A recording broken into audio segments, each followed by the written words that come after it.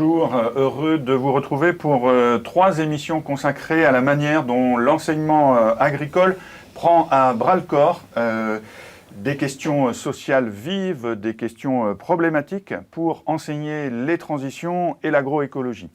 Et puis également, bien entendu, mettre en œuvre des expérimentations, des solutions innovantes sur les exploitations de lycées agricoles. L'émission d'aujourd'hui est consacrée aux solutions alternatives aux néonicotinoïdes, les NNI, en culture betteravière pour lutter contre la jaunisse, avec une focale sur les implications pédagogiques. Pour ce faire, j'ai le plaisir d'accueillir Joanne Play. Bonjour. Bonjour Joanne, tu es enseignante au lycée agricole de Brie-Comte-Robert, enseignante en agronomie. Armande Fkii. Bonjour. Bonjour Armande, tu es enseignante en agronomie au lycée agro-viticole de Crézancy. Oui. Et puis 2 élèves, Gaël Fauchereau. Bonjour. Bonjour Gaël, tu es élève en première technologique bac STAV au lycée de Brie-Comte-Robert et également Ludivine Ponel. Bonjour. Bonjour Ludivine, tu es toi aussi élève dans cette même classe de première bac technologique STAV au lycée de Brie-Comte-Robert. Ma première question va être pour vous, mesdames les enseignantes. Comment êtes-vous impliquées dans ce projet? Joanne d'abord peut-être. Alors, ça a démarré par une demande du directeur d'exploitation du campus Bougainville, à savoir si je voulais m'impliquer sur le projet PNRI. Et donc, j'ai dit oui. Et après, en fait, on a réparti les rôles. Moi, j'étais plus sur le volet pédagogique. Et donc, le DEA et le salarié agricole davantage sur l'expérimentation en parcelle. Et toi aussi un peu sur les expérimentations en parcelle ou De pas très trop? loin, j'ai plutôt prêté main forte de temps en temps sur un comptage, mais pas plus que ça. Ça a été de l'observation et un support pédagogique. Et les expérimentations qui étaient sur l'exploitation, elles étaient de quel ordre en gros? On a surtout testé la bande fleurie en bord de champ. Armande, à Crézancy, quelle implication? Pour nous, c'était à peu près la même chose aussi. C'était une demande de la direction de m'impliquer dans ce projet. Et comme pour Joanne, l'expérimentation a surtout consisté à faire des comptages et de l'observation. Alors nous, on avait à l'époque une parcelle en betterave biologique, donc on n'avait pas trop d'alternatives, de choix pour les méthodes alternatives. C'était ou la bande fleurie ou la lisière de bois, et on a choisi la lisière de bois. Et donc, on voit l'importance évidemment de ces activités pédagogiques et aussi de suivi d'expérimentation. Les jeunes, j'ai envie de vous demander, est-ce que vous êtes aussi impliqués un petit peu dans ces expérimentations, dans le suivi, Gaël? Alors non, nous avons juste observé, nous n'avons pas pratiqué l'expérimentation. Ludivine, même chose? Oui, pareil. Par contre, sur d'autres établissements, par exemple à Crézancy, des élèves, des étudiants ont été davantage impliqués. Mais on a suivi la parcelle de betterave depuis le semis. Alors pas forcément jusqu'à la récolte, parce que je faisais ça avec des BTS deuxième année. Donc à l'échéance du projet, ils avaient terminé leur étude. Mais au moins, on a pu faire relativement pas mal de comptages, des observations sur l'occurrence de la jaunisse. Ils ont participé aussi à des réunions, ils ont établi des processus de mode d'action. Donc on a pu aller un petit peu plus loin, mais ce n'était pas vraiment de l'expérimentation pure. Mais on a pu aller quand même un petit peu plus loin. Quand vous parlez de comptage, qu'est-ce que les jeunes regardent en fait sur les parcelles? Alors au départ, c'était le comptage de levée de betterave pour voir si ça se passait bien. Et puis par après, on suivait le protocole donné par l'ITB. Donc on devait aller sur les parcelles, évaluer le nombre de pucerons verts, de pucerons noirs, d'autres insectes auxiliaires s'il y en avait. Et puis par après, plutôt évaluation de la jaunisse. C'était assez compliqué parce que ces comptages avaient lieu à un moment où les étudiants avaient beaucoup de travail pour leur examen. Et puis nous, on avait une contrainte supplémentaire, c'est que la parcelle n'est pas proche du lycée. Donc on avait aussi la contrainte du transport. Et pour l'exploitation en elle-même, il n'y avait pas forcément de salariés disponibles suffisamment pour faire vraiment de réels comptages. Donc c'était quand même un petit peu compliqué. La part des élèves, elle est un peu subalternes, parce que ce sont des enseignants et des techniciens peut-être qui suivent les essais sur les parcelles? Alors, on avait surtout notre directeur qui s'est beaucoup impliqué dans les comptages, parce qu'à l'époque, on n'avait encore une fois pas non plus de directeur d'exploitation à proprement parler. On a fait ce qu'on a pu, on va dire, mais c'était toujours intéressant pour les élèves de voir sur le terrain comment une problématique qui va leur arriver, hein, ce sont des jeunes qui vont s'installer, comment cette problématique, on peut un peu la régler de visu, quoi. Et l'engagement à Brie-Comte-Robert était du même type, avec également, j'allais dire, des extérieurs, des techniciens, des conseillers qui viennent suivre aussi les parcelles. Oui, on a été aidés sur cette année-là, avec un responsable de l'ITB et notre responsable polyculture élevage qui faisait les suivis vraiment quasiment tous les 15 jours à partir d'un certain stade de la culture. Et voilà, ponctuellement, un stagiaire, moi, on venait prêter main forte. Mais c'était technicien ITB et responsable polyculture élevage. Et vous, en tant qu'enseignante, vous avez appris des choses sur les moyens de lutter contre la jaunisse que vous avez peut-être ensuite réintégré dans vos séquences d'enseignement? Est-ce que ça a été pour vous aussi des apprentissages? Oui, parce que tout est source d'apprentissage et c'est surtout, ça a été un moyen aussi de réfléchir à comment aborder certaines thématiques qui sont présentes dans quasi tous les référentiels. Je pense à la lutte biologique, au service écosystémique. Et en fait, même si là, on va peut-être parler d'une séquence sur une classe, ça a été aussi un moyen de réfléchir à comment aborder ces thématiques avec plein de supports, en fait, différents. Armande? Oui, de toute façon, quand on est enseignant, on se forme toujours continuellement, hein, ne serait-ce qu'avec les nouvelles réglementations qui n'arrêtent pas d'arriver. Donc, oui, j'ai appris beaucoup de choses et surtout, c'est un moyen pour mes étudiants de se rendre compte qu'une contrainte, qu'elle soit réglementaire ou non, qui arrive, même si ça fait longtemps qu'on en parle, des NNI, mais enfin, qui arrive comme ça subitement, qu'est-ce que ça peut changer dans leur vie dans 1 an, dans 2 ans, dans 3 ans, quand ils vont s'installer. Donc là, c'est pas un cours théorique, c'est vraiment quelque chose qui arrive et ils doivent... Donc là, ils avaient la chance que ça arrive au moment où ils sont encore au lycée et on peut les aider à trouver des solutions, enfin, si on peut, alors que eux, tout seuls, peut-être même avec un technicien de chambre d'agriculture, mais c'est quand même plus compliqué pour eux d'appréhender ce genre de choses que lorsqu'ils sont en formation. Donc c'est toujours... c'est du concret dans l'enseignement, c'est toujours important d'avoir du concret. Justement, on va aborder les séquences pédagogiques qui ont été mises en œuvre. On ne va pas parler de toutes, mais se centrer sur une. Armande, vous avez travaillé sur quoi? Alors, en BTS deuxième année, j'enseigne avec ce qu'on appelle une pédagogie de projet, c'est-à-dire que je ne fais pas de cours magistraux, je ne travaille qu'en fonction de projets. Donc, ce projet-là arrivait à bon escient pour étudier notamment la culture de la betterave et puis la protection de cette betterave contre certaines maladies, notamment la jaunisse. Donc, comme je fais toujours avec mes projets, on regarde en quoi consiste le projet, comment on peut l'intégrer dans le référentiel. Et puis après, c'est un petit peu au fil de l'eau.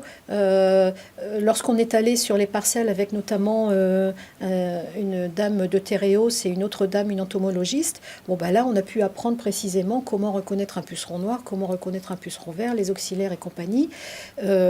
Au retour de parcelles, les élèves qui ont pris des photos, qui ont pris des notes, ont fait une structure pour qu'ils retrouvent ça plus tard.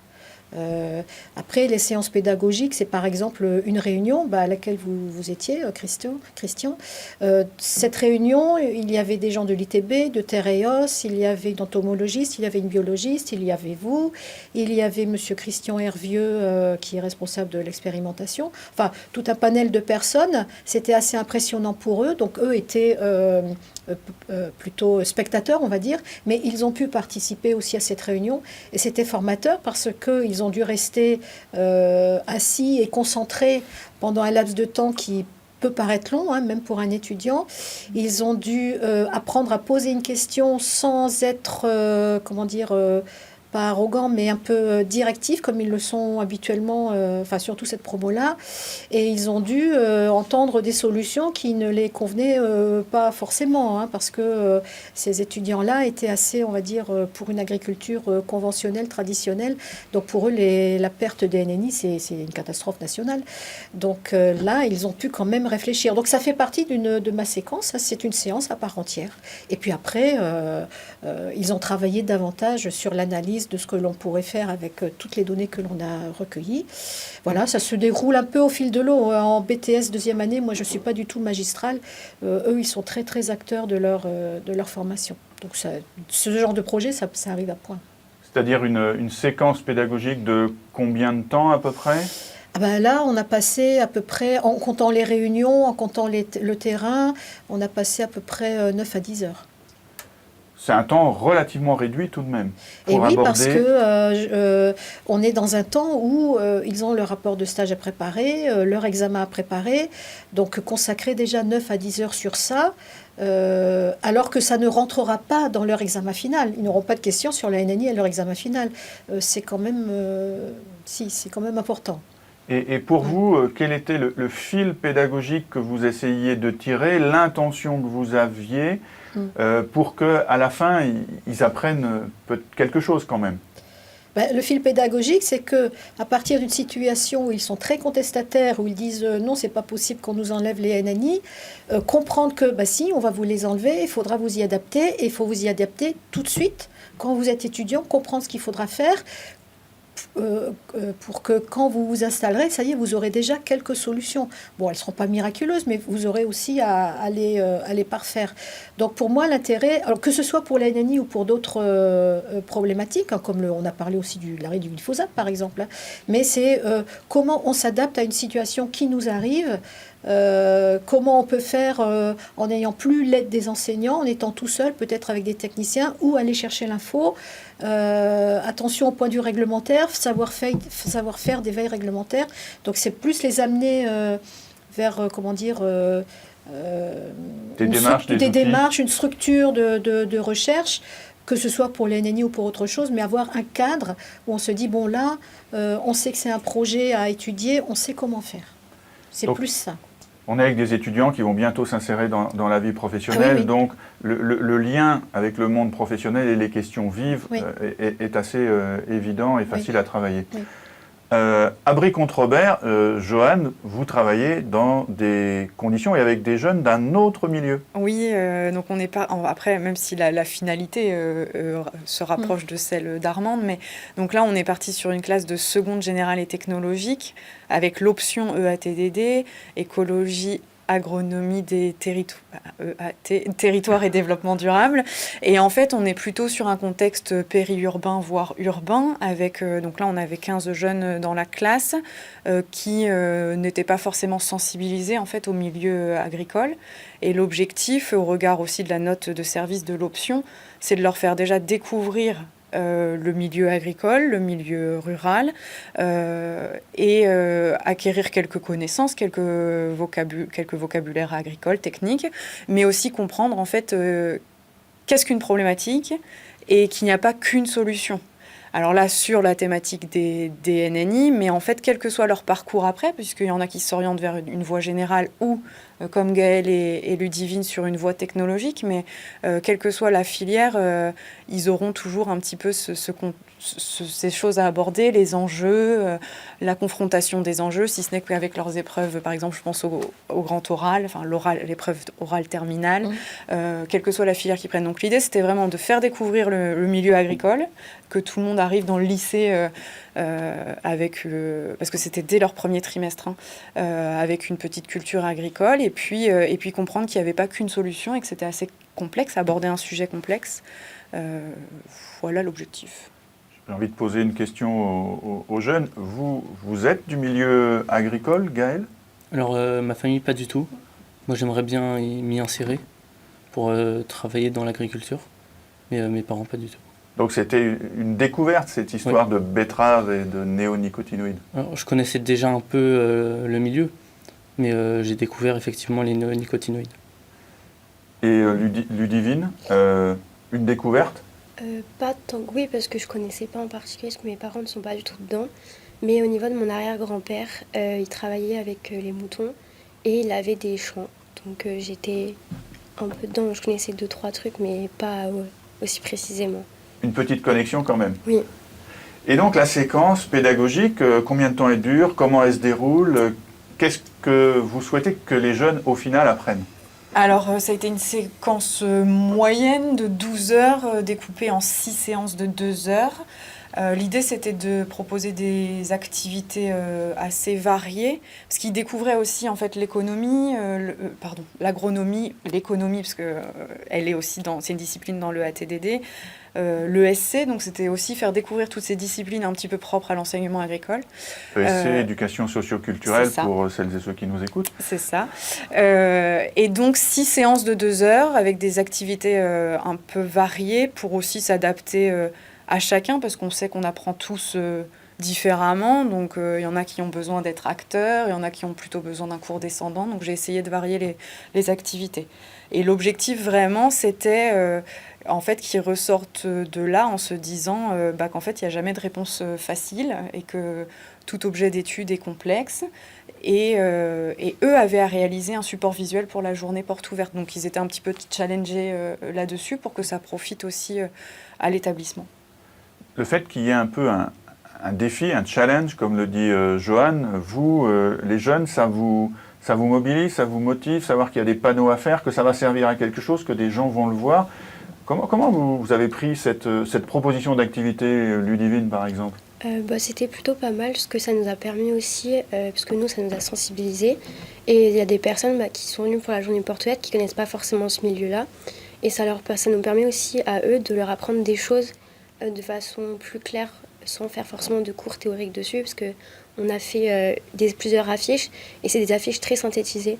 Donc c'est très facile à comprendre pour les personnes qui ne connaissent pas le milieu, de comprendre les impacts que ça a. Et pour vous, c'est un bon exercice aussi, comme le dit Ludivine, de synthétiser. C'est pas forcément simple, ça vient pas forcément comme ça, Gaël.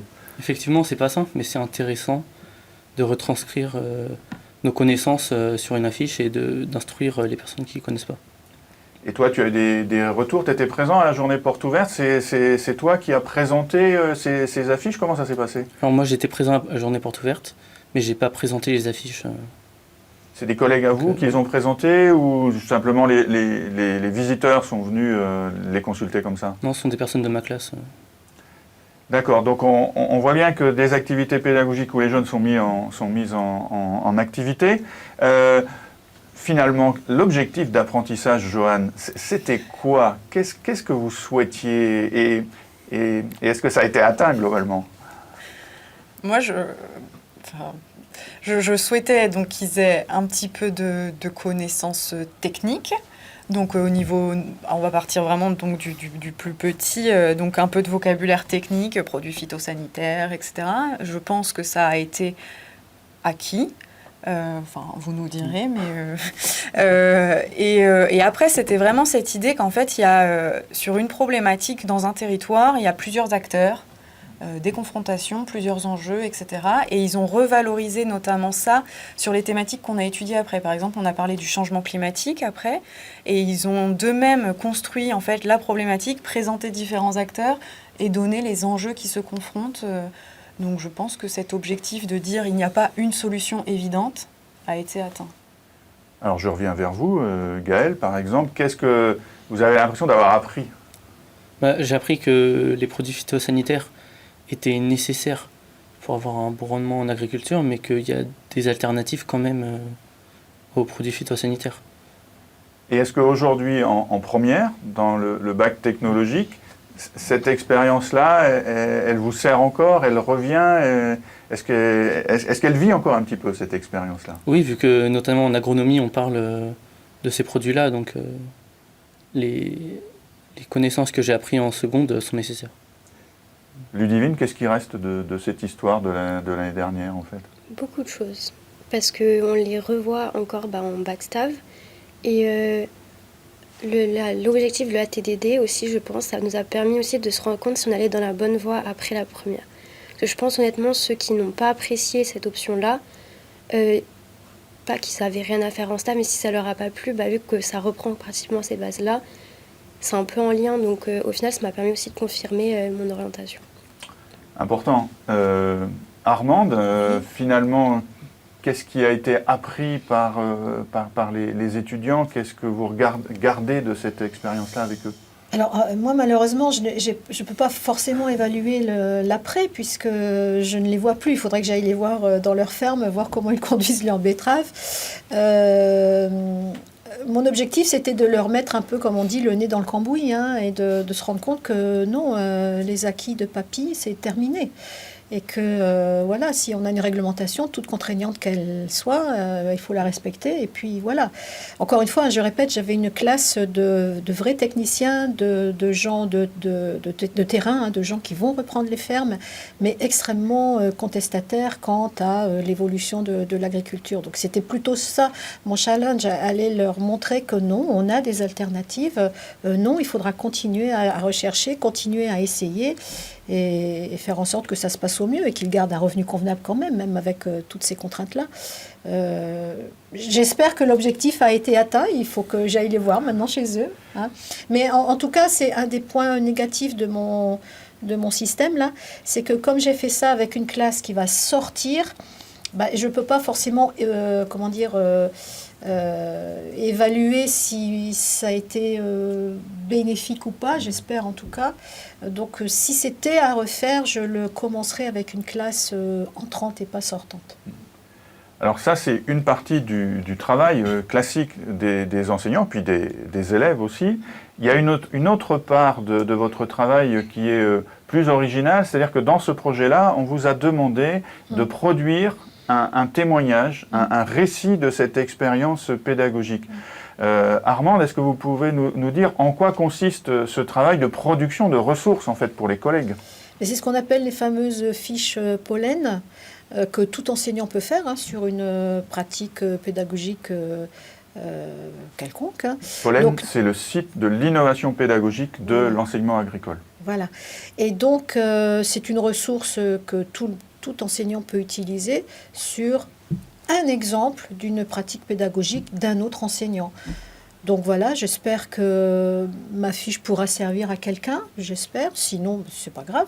Moi, j'aurais appris à faire une fiche pollen parce que faut avouer que on n'a pas forcément l'habitude d'en faire, alors que certainement d'autres professeurs qui n'ont jamais de fiche pourraient produire ce genre de choses qui serait très utile pour d'autres enseignants, surtout les jeunes professeurs, pour avoir d'autres exemples. C'est surtout un exercice réflexif sur sa propre pratique. Oui, c'est là que l'on s'aperçoit que, tiens, au fait, qu'est-ce que je voulais leur apprendre? J'avais ça comme objectif, et puis, ah oui, mais il y avait ça aussi. C'est vrai que pour soi-même, c'est aussi très intéressant.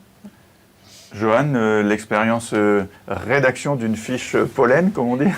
Je rejoins aussi Armande. En fait, c'est très intéressant parce que ça permet de relever un peu la tête du guidon. Et puis, je pense aussi à notre collègue Anna Paulier. En fait, on se disait souvent quand on se retrouvait, mais on fait ça un peu de manière instinctive, parce qu'on le sent comme ça, mais on relève pas forcément la tête. Et là, ça nous force à mettre des mots, à comprendre ce qu'on a voulu faire, pourquoi, et donc après à améliorer ou à revoir ce qu'on propose. Et c'est un vrai effort, ça demande beaucoup d'énergie. Moi, j'enseigne pas depuis très longtemps, c'était la première fois que je faisais une fiche pollen, donc ça demande de l'énergie intellectuelle, mais c'est très intéressant de relever la tête du guidon et puis de se faire accompagner. En fait, nos temps, parce que donc on s'est retrouvés avec la bergerie et avec les collègues, nos temps ensemble, je les ai trouvés vraiment forts et constructifs pour prendre du recul. Et moi, en tant que nouvelle enseignante, on va dire, ça fait 6 ans, c'est ma 6e rentrée, en fait, ça m'aide pour toutes mes classes et pour toutes les autres choses que je vais pouvoir faire après. Donc, je trouve ça intéressant aussi en tout début de carrière, en fait. Ce que vous nous dites, c'est que ce genre de formation, en même temps que c'est de l'accompagnement dans le cadre d'un projet, ça vous permet de progresser dans votre métier. Oui, c'est ça. Et puis il y a une question qui est transversale à tout ce projet, derrière les moyens alternatifs de lutter contre la jaunisse en se passant des néonicotinoïdes, c'est la question de la durabilité, de la soutenabilité. Une question qu'on aborde depuis longtemps dans l'enseignement agricole, mais qui parfois reste de manière un petit peu superficielle. Comment vous, cette question de la durabilité, vous vous êtes plongé dedans ou replongé dedans avec ce projet? Commencez par Armande peut-être. C'est vrai que la durabilité, on l'enseigne, enfin c'est un terme maintenant qui est un peu galvaudé, hein. On parle toujours des 3 piliers de la durabilité, mais bon, au bout d'un moment, je ne sais pas si ça veut encore dire grand-chose. Bon, en tout cas, ce projet, ça fait partie de la durabilité, notamment environnementale. Donc, encore une fois, c'était un exemple parmi tant d'autres pour enseigner ce pilier de la durabilité. Voilà. Heureusement, il n'y a pas que les NNI, parce que sinon, ça serait un peu restrictif. Mais oui, on l'a inséré tout naturellement dans le pilier environnemental. Joanne? Alors j'ai essayé d'insérer une séance justement sur la durabilité avec ma collègue d'histoire-géographie qui aborde ce point en seconde. Et donc bon là c'est la première fois avec cette promo, avec la promo de Gaëlle et Ludivine, et on avait fait plutôt un cours cette fois-ci un petit peu plus descendant où on présentait notamment les 3 voire 4 piliers de la durabilité comme on nous demande encore de l'aborder en épreuve terminale, hein, ou même en axe avec la triple performance, etc. Et on a présenté un autre modèle aussi, le modèle ESR, efficience, substitution et reconception. Et après, on a essayé de faire passer la solution testée au lycée dans ce modèle. Mais en fait, la séance de 2 heures est un peu trop courte pour aborder des concepts finalement complexes. Et donc, cette année, on a décidé de le refaire un petit peu différemment. Mais effectivement, on sent que c'est un concept qu'il faut réutiliser, réaborder sur plusieurs situations, en fait. Mais c'est surtout le vocabulaire qui est compliqué maintenant. Faire comprendre aux élèves qu'est-ce que c'est que la résilience, la durabilité, la substitution, la reconception, alors que leur propre vocabulaire est quand même relativement réduit, on va dire. C'est un peu endormant, on va dire, dans une séance. Donc, pour trouver les bons supports pour leur faire comprendre ce que sont ces concepts-là, heureusement que nous, en tant qu'enseignants techniques, on a le terrain. Parce que les autres enseignants, histoire géo ou biologie, où il y a beaucoup moins de terrain, franchement, je les plains parce que c'est pas facile pour les élèves. Enfin, on peut leur demander, hein, mais à mon avis, quand on aborde ces sujets-là, il y a un tel vocabulaire à acquérir. C'est compliqué pour eux, de plus en plus compliqué. Eh bien justement, on va leur demander, Ludivine, toi par exemple, comment la durabilité, comment tu vois ça? Qu'est-ce que ça signifie pour toi? La durabilité, elle peut être... c'est un grand mot quand même, parce que ça peut être durable vraiment pendant un siècle, plusieurs même, comme on peut dire que ça peut être durable sur un an. Donc ça peut vraiment varier, donc... on peut trouver des solutions, mais après, si on ne sait pas combien de temps elles vont vraiment tenir, quoi. Donc tu mets en avant la question de la durée. Oui, c'est ça. Gaëlle, c'est la même vision un petit peu, ou c'est un peu différent? Non, pour moi, la durabilité, c'est plutôt, faut que ça soit durable sur au moins plusieurs années pour que ça soit durable. Donc un petit peu quand même l'histoire de la durée. Oui. J'ai envie de vous demander, pour conclure, là, si demain c'est à refaire, si le PNRI betterave sans néonicotinoïdes continue, est-ce que, d'abord, mesdames les enseignantes, vous êtes partantes pour une nouvelle aventure? Si c'est pour s'engager sur 3 ans, je ne sais pas si le lycée pourra s'engager encore sur 3 ans. Et si jamais c'est possible, alors je le ferai, comme je disais tout à l'heure, avec une classe entrante et pas une classe sortante, parce qu'on ne peut pas vraiment valoriser ce que l'on a fait avec la fin de la promo, quoi. Je peux pas... Mais oui, pourquoi pas le refaire, mais il nous faut vraiment une aide, notamment pour la phase terrain-comptage, parce que c'est trop chronophage, alors que pendant la même période, pour les élèves et les étudiants, c'est compliqué. La concordance des temps. Oui. Joanne? Si c'était à refaire, oui, me réengager sur ce type de projet, oui. Après, pas forcément là un PNRI 2, parce que je pense que c'est aussi intéressant que ça change aussi d'équipe. Je parle vraiment au niveau de la pédagogie. Après, au niveau de l'expérimentation, je laisserai le DEA, comme moi j'y étais moins, s'exprimer là-dessus. Mais s'engager dans un projet comme ça, oui. Je pense que c'est intéressant que ça tourne sur les acteurs qui s'y engagent. Se faire davantage peut-être accompagner sur... Parce que c'est lourd, hein, l'expé en tant que tel, si on ne veut pas en plus biaiser en multipliant les compteurs, je ne sais pas si on peut dire ça comme ça, mais... et si c'était à refaire, j'emmènerais en fait, même si on apprend, emmener les jeunes compter, ils vont peut-être pas apprendre grand-chose, mais les raccrocher à quelque chose de palpable, de concret, je pense que ça les aiderait à être encore plus dans la séquence et comprendre en fait où on va. Donc je les emmènerais plus sur le terrain, même si en soi, compter, ils apprennent pas. Mais pour les maintenir éveillés sur toute la séquence, en fait, je les emmènerais davantage sur le terrain.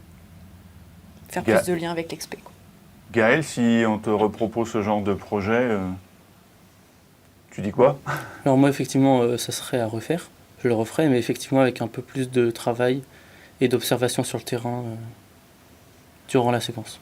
Compter, c'est bien, mais raisonner, réfléchir, c'est mieux. Oui. Ludivine?